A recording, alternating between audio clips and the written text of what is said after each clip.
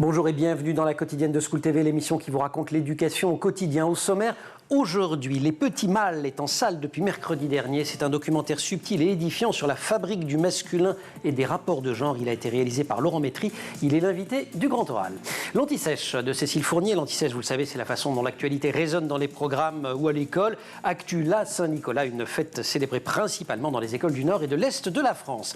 L'heure de la récré, toujours avec Cécile. On se connecte à Lumni, la plateforme éducative. Elle vous propose un nouveau programme intitulé La Base. Et puis rendez-vous en fin d'émission avec le conseil de famille de Candice sans elle. Après Saint-Nicolas, le Père Noël. Alors est-ce qu'on dit tout aux enfants ou est-ce qu'on garde le mystère?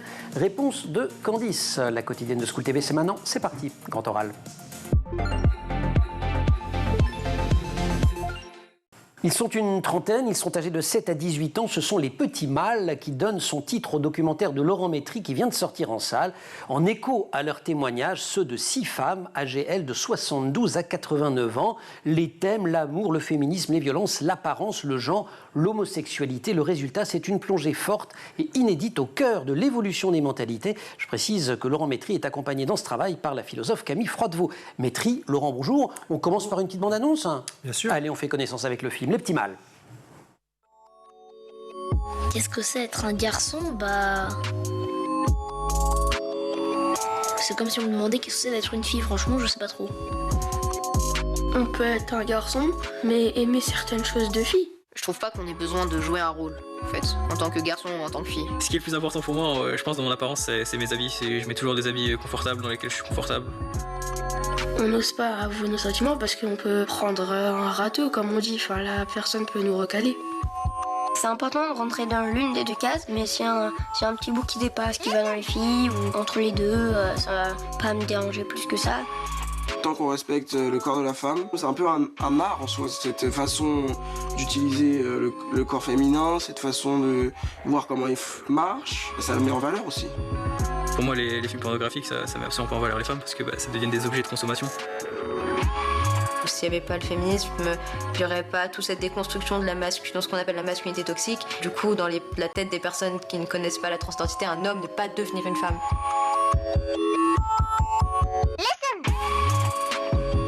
Moi, ma mère, je la vois très bien présidente de la République. Bon, elle se présente pas, elle veut pas être présidente, mais par exemple, je la verrais bien. Une fille dans la cour que je croise, que j'aime pas, je la verrais pas.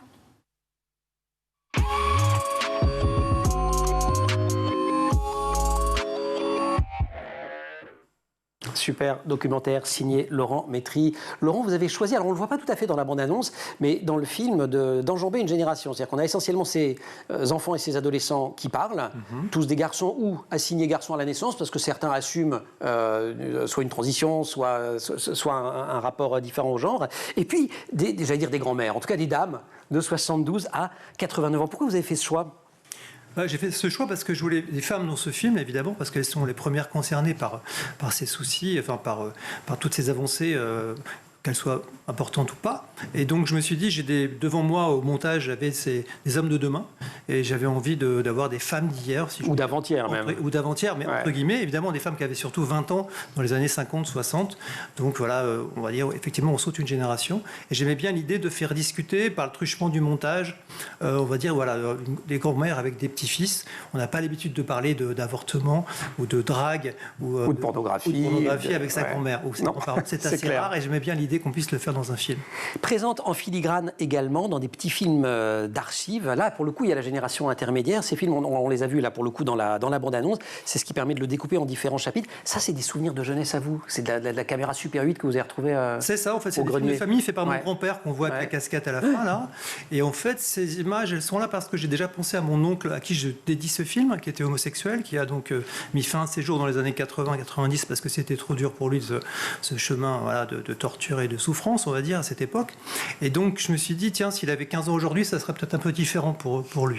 Donc, ça m'a un peu ému. Et du coup, j'ai trouvé tout autour de lui en images. Je me souvenais de ces images à lui, des images d'archives qui sont aussi la preuve que je viens, parce que là, il s'agit de ma génération, d'un monde très patriarcal. Parce que c'est vraiment, là, on est dans le male gaze complet. Le male gaze, on y est, c'est bon. Et donc là, on a vraiment des images faites par mon grand-père, que j'adorais, qui faisait ça dans une bienveillance totale, mais qui sont aujourd'hui assez malveillantes. Oui, et parfois... Malaisante plutôt, voilà. Malaisante. Il y a une gênance, comme on dit de nos jours, à les regarder. Si je dois tracer l'arc narratif du film, on ouvre avec une citation extrêmement brève d'une dame d'un certain âge qui dit « Moi, de toute façon, de mon temps, j'ai été obéissante à mon père, soumise à mon mari ». Et on termine avec un jeune garçon à qui vous demandez si c'est problématique ou pas que Barbie conduise la voiture pendant qu'Ken est derrière. Et il dit « Bah non, c'est mieux comme ça laisse de la place à Barbie ». Donc l'idée quand même générale, c'est qu'il y a un message d'espoir, les choses bougent. Oui, plutôt, oui. Un message d'espoir, et cet espoir, je crois, retient sur les épaules de cette jeune génération, qui est beaucoup plus, disons, qui est moins dans l'effort que celle que des gens qui ont 30 ans aujourd'hui, sont beaucoup plus dans l'effort. Là, c'est déjà plus dans leur logiciel, si on peut dire. Ouais, on le voit, même ceux de 18 ans dans le film, parfois sont ceux qui rajoutent un « mais ». À leurs propos que les plus jeunes ne rajoutent pas. Il y a un point fascinant, c'est que nombre de jeunes ont intégré ces notions qui finalement sont apparues assez récemment dans le débat public. Je pense à la charge mentale, par exemple. Au début du film, on parle de la vaisselle, de tout ça. Ils ont très bien pigé le truc. Oui, alors ils ont pas mal pigé de trucs, ils sont très articulés parce que je crois qu'ils sont souvent sur les réseaux, ils échangent beaucoup. Ils sont pas du tout comme nous on l'était, ou vous peut-être. Voilà, vous au même pouvez âge. le mettre dedans.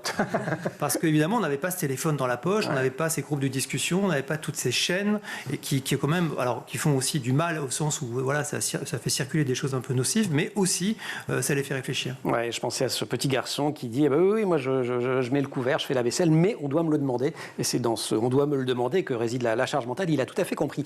Mettre en évidence la tension invisible qui traverse aujourd'hui la jeunesse, écartelée entre avancée féministe et résistance patriarcale, c'est l'objet de Petit Mal. On va retrouver Laurent Métry juste après l'Anti-Sèche, Cécile Fournier.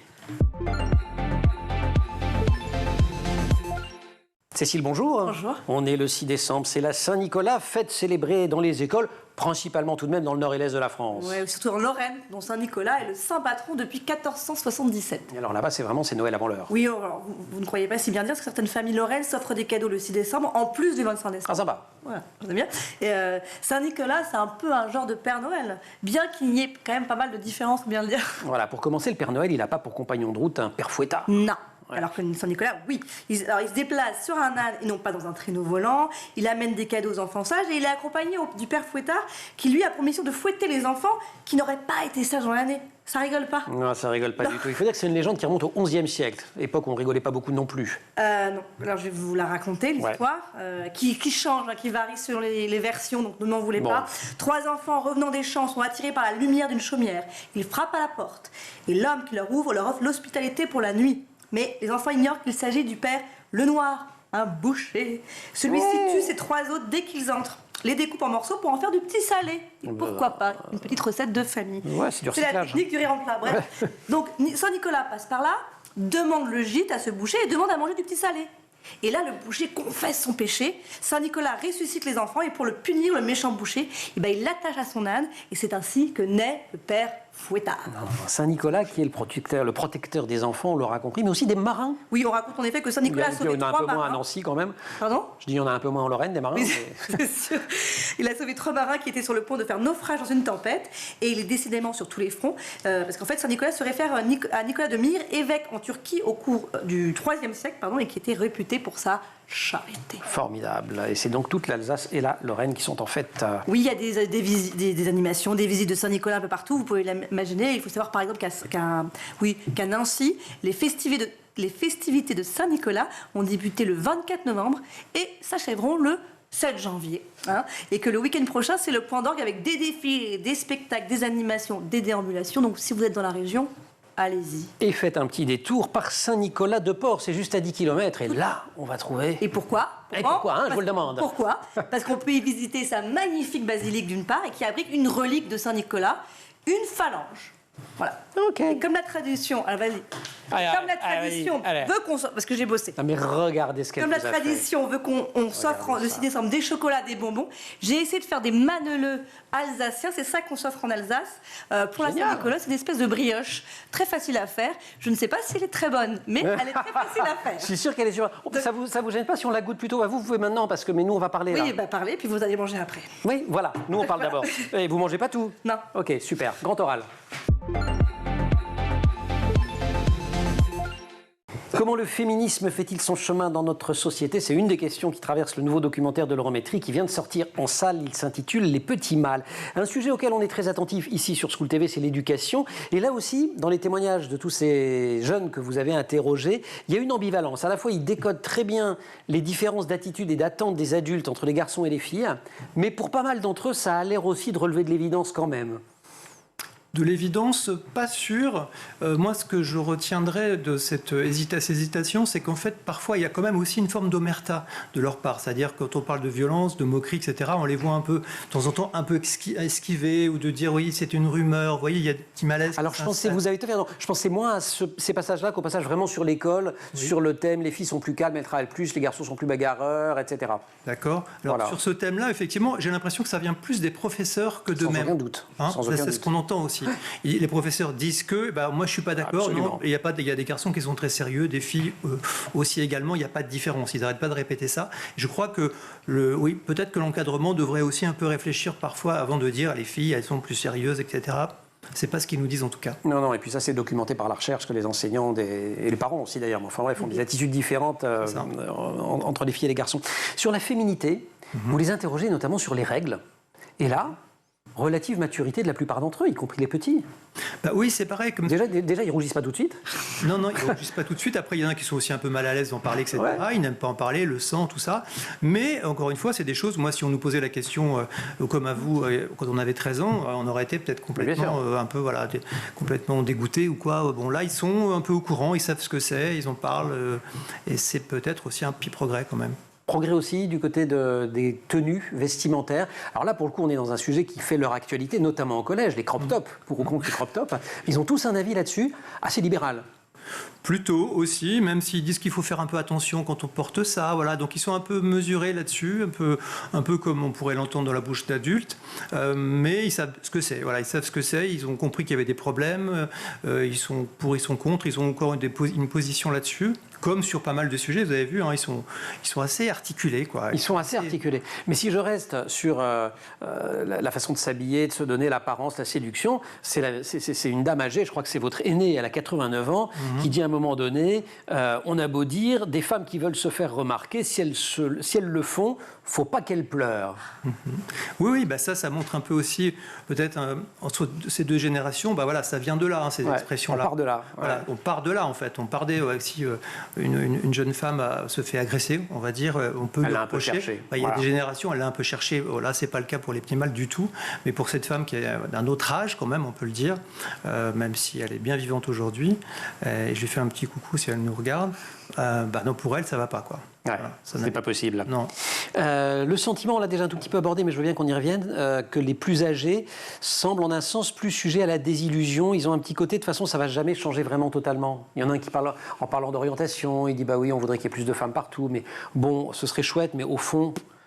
voilà. Oui, parfois ils sont un peu défaitistes, comme on peut l'être aussi, comme on peut l'entendre. Ils se demandent. Alors moi aussi, ce que je remarque, c'est qu'ils sont un peu, comment dire, ils ont un peu marre ou assez d'être un peu clivés justement dans ces débats-là, ou d'être un peu montrés du doigt.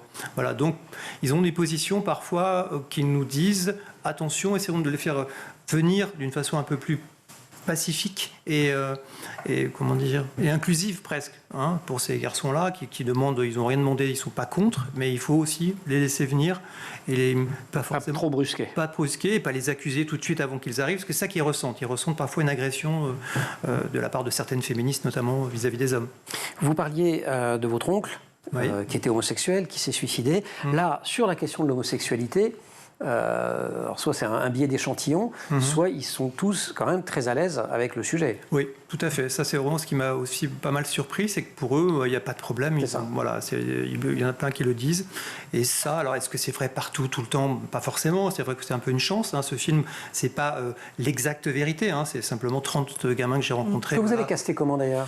Alors, je les ai castés, c'est parti du voisin d'en face. Et puis ensuite, ça a été le copain du voisin d'en face. Après, on a fait un tableau. Puis après, on est allé un peu plus loin. On est allé à la campagne, on est allé en banlieue, on est allé un peu partout. Un tableau pour avoir des profils, diversifiés. Voilà, pour avoir une représentativité, disons, être sociologiquement correct, sans y revenir.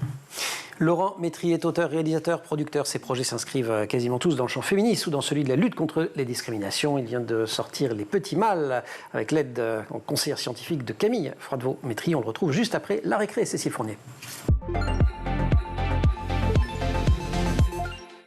Bonjour Cécile. Bonjour.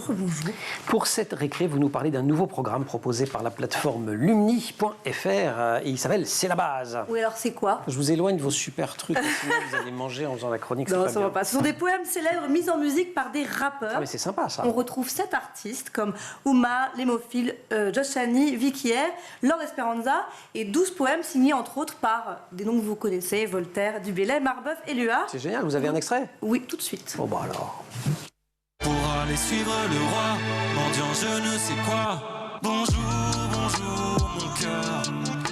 Bonjour ma douce vie. Bonjour, bonjour mon ex. Bonjour ma chère amie. Ceux qui sont amoureux, leur amour chanteront.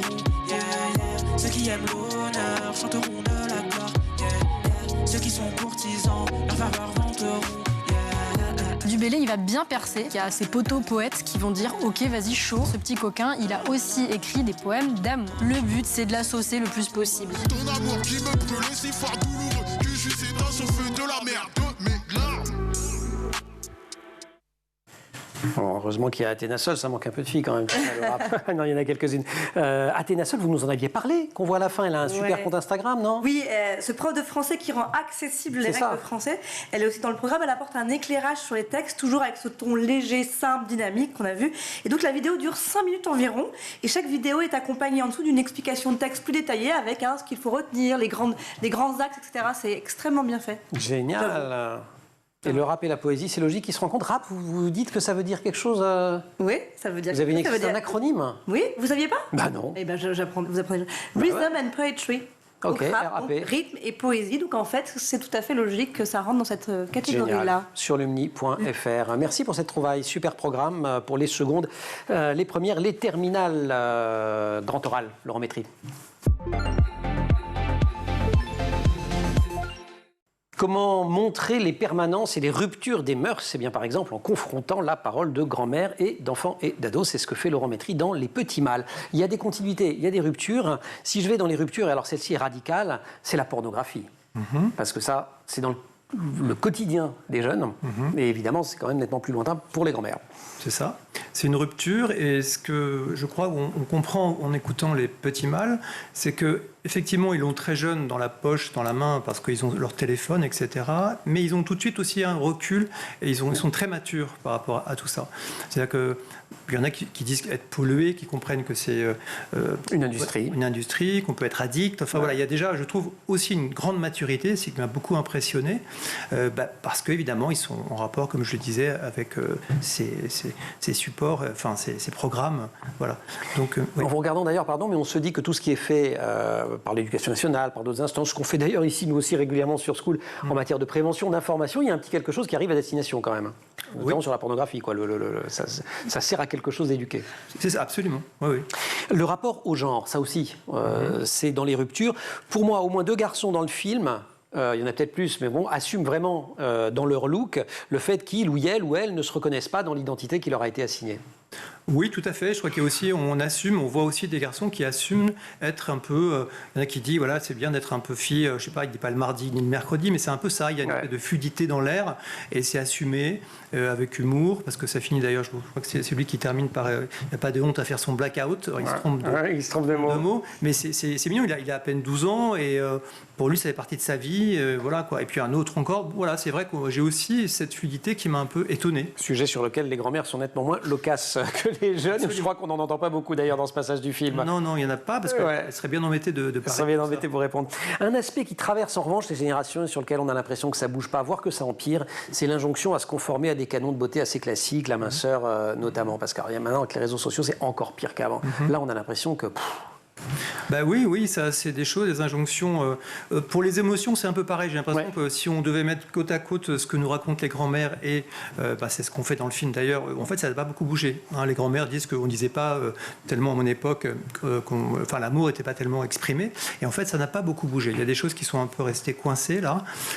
Par rapport à l'apparence, je crois que c'est un peu vrai aussi. C'est-à-dire qu'il ne faut pas être gros, il ne faut pas être ceci, cela. On les entend dire ça aussi. Donc c'est des choses qu'il faut travailler. Ouais, et sur ce qui n'a pas beaucoup bougé non plus, c'est quand même sur la séparation garçon-fille. On grandit quand même plutôt entre filles ou entre garçons. Pas évident d'aller voir de l'autre côté.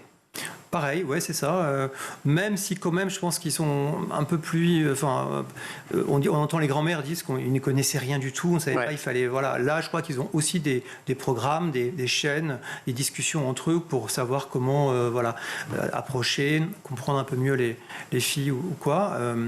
Oui, ça avance un peu quand même, je crois. Mais chez les garçons, parce qu'ils en parlent quand même, ils disent dans des groupes de garçons, ça bâche, c'est leur expression, si je me souviens bien. Donc on s'envoie des vannes. Hein. Pas évident de se découvrir dans ce cas-là, parce qu'on sait qu'on va s'en prendre une, que ça va rester, et donc ça n'incite vraiment pas à se dévoiler. Non, à se dévoiler, puis donc à montrer ses émotions, à montrer sa sensibilité. Il y a un garçon qui le dit très bien, qui dit que dès qu'on commence à parler de choses un peu comme ça, un peu sensibles, d'émotions entre potes, une fois, on comprend qu'il faut arrêter tout de suite, parce qu'on est tout de suite moqué, et on ne le fait plus jamais. Et ça peut durer jusqu'à 50 ans, etc. Ouais. Voilà. Et en 10 ans, il y en a un qui le dit de manière très juste, qui dit que les conversations portent moins sur le physique que sur le taux de virilité. C'est qu'il ne faut pas non seulement faut avoir le physique, mais il faut se conformer à une attitude qui est l'attitude masculine. Absolument, c'est ce que j'avais déjà vu dans le précédent qui s'appelait Les Mâles du siècle, avec les hommes de 17 à 96 ans. En fait, ça ne change pas beaucoup non plus. C'est-à-dire que c'est effectivement, la virilité est encore là et c'est un peu une injonction. C'est-à-dire, il faut être un peu fort, musclé, ne pas pleurer, enfin tout ça, ça reste un peu dans les comportements et dans les obligations et les injonctions du patriarcat. Vous avez eu des surprises, vous, parce que c'est votre sujet, le féminisme, les rapports de genre, voilà. Oui. Ah oui, des surprises, oui, tout à fait. Qu'est-ce qui vous a surpris ?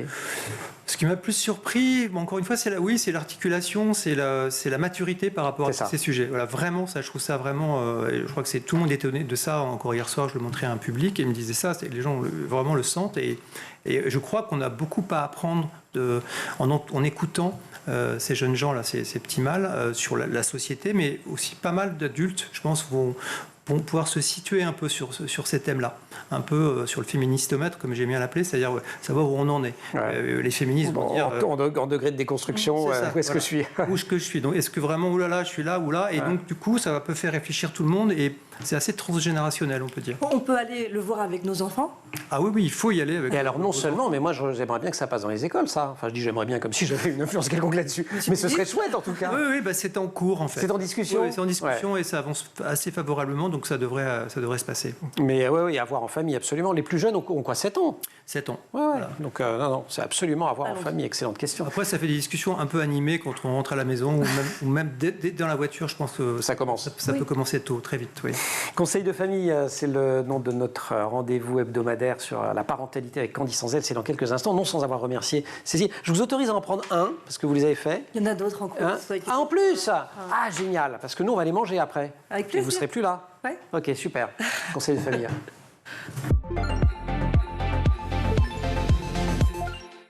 Carrément. Candice, bonjour. Bonjour. Conseil de famille. Oui. On va parler de Noël, non ? J'ai un indice. On va parler du fait que les enfants, beaucoup croient au Père Noël. Est-ce que c'est une bonne chose ? Est-ce qu'il faut les encourager à entretenir le mythe et jusqu'à quel âge ? Est-ce que mentir aux enfants sur ce sujet, en tout cas, peut nuire à la relation parent-enfant ? Candice. Jingle bell, jingle bell, jingle bells rock. Ça sent la cannelle et le chocolat chaud, pas de doute, on est au mois de décembre. Alors oui, la magie de Noël a évidemment envahi nos villes avec ses lumières scintillantes, ses marchés et ses faux Père Noël bedonnants qui harponnent nos enfants à coups de ho ho ho. Est-ce que tu veux venir faire la petite photo sur mes genoux ? Alors surtout, si vos enfants ont peur, ne les forcez pas à s'en approcher, voire à venir carrément grimper sur leurs genoux. C'est pas la peine. Non, c'est pas une bonne idée. Voilà, c'est pas une bonne idée. On va éviter. Sa peur est bien réelle, donc voilà, ça va cristalliser sur ce personnage féerique quelque chose de négatif. Et c'est pas la peine. Voilà. Bon, alors vous avez joyeusement divulgaché en disant des faux Père Noël, mais est-ce que c'est une bonne chose ou pas que les enfants croient au Père Noël ? Alors contrairement à ce que certains pourraient penser, eh bien oui, c'est une bonne chose. Ça a même de nombreux bienfaits. Il y a certains chercheurs qui se sont penchés sur le sujet et qui ont découvert que ça développerait développerait leur créativité, l'imagination et même le jeu. Bon, déjà, en soi, attendre le Père Noël pendant tout un mois, il faut avoir de la patience. 12 mois, j'attends. Ah ouais? En général, on commence à faire le calendrier de l'Avent. Avant.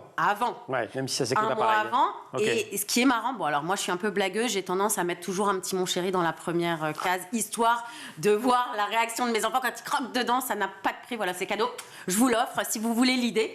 Ensuite, Noël c'est aussi l'occasion de participer à un rituel social. L'enfant va écrire sa lettre au Père Noël, il va mettre des petits biscuits, un verre de lait sous le sapin, et puis c'est aussi l'occasion de développer son sens du partage et de la générosité, parce qu'on va l'encourager à donner des jouets avec lesquels il ne joue plus, puisque c'est ça aussi l'esprit de Noël. Ok, donc on encourage le mythe. De toute manière, le mythe, il est partout. Il est ancré, que ce soit dans la culture générale populaire, dans la société. On le voit dans les publicités partout, dans les médias, à l'école. Donc, bon, croire au Père Noël, ça permet de mettre un peu de magie au mois de décembre. Et puis, ça permet aussi de rassembler autour de moments joyeux toute la famille. Donc, pourquoi s'en priver? Après, évidemment, si les parents choisissent de ne pas entretenir ce mythe du Père Noël, ils ont évidemment le droit. Et vous pouvez expliquer à vos enfants que de nombreuses personnes aiment croire à ce personnage parce qu'ils l'associent. On leur fait la chronique de grandissance, on explique ce que vous dites de dire finalement. Exactement. Voilà. Mais vous pouvez aussi lui dire comment ce personnage s'est créé au fil du temps. Et puis surtout rappeler que chacun est libre d'y croire ou non.